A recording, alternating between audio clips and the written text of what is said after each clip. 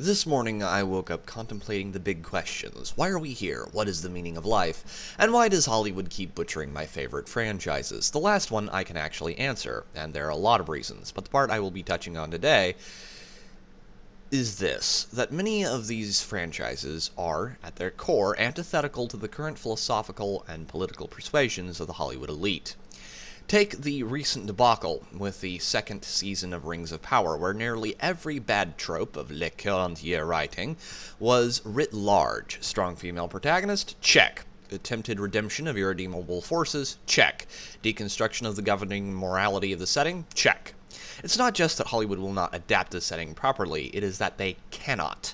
Middle-earth does not lack moral complexity, despite what a certain corpulent, self-important retard might tell you, and where it differs from many older and more recent entries is that the morality of the mythos is objective. Good is good, evil is evil, and while good people can do bad things, see the entirety of the Children of Hurin, these evil actions that they take are portrayed as such. Turin falling into a rage and killing his friend is not shown as a good or just action. It is a terrible act of betrayal and murder.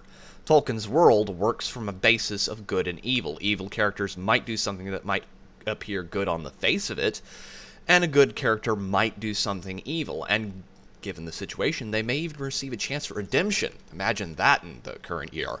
The Rings of Power, however, makes everything varying shades of shit, and by doing so undermines the basic universal rules of the setting, and thereby corrupts the very concepts that form its foundations. This is because the crop of Le Corbusier writers are approaching a deeply mythologically based setting, like they would a narrative-based setting written in Le Corbusier.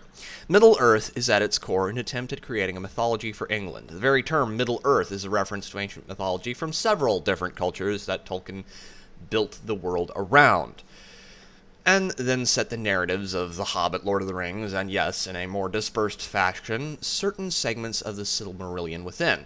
Unlike a narrative-based setting, where the world exists in service to the plot, Tolkien's story exists in service to the world that he painstakingly created over the course of his life. The problem with Rings of Power, and quite a few other modern adaptations, is that they think they can take the world and set their narrative within the verse with no consideration to whether the story fits within that world.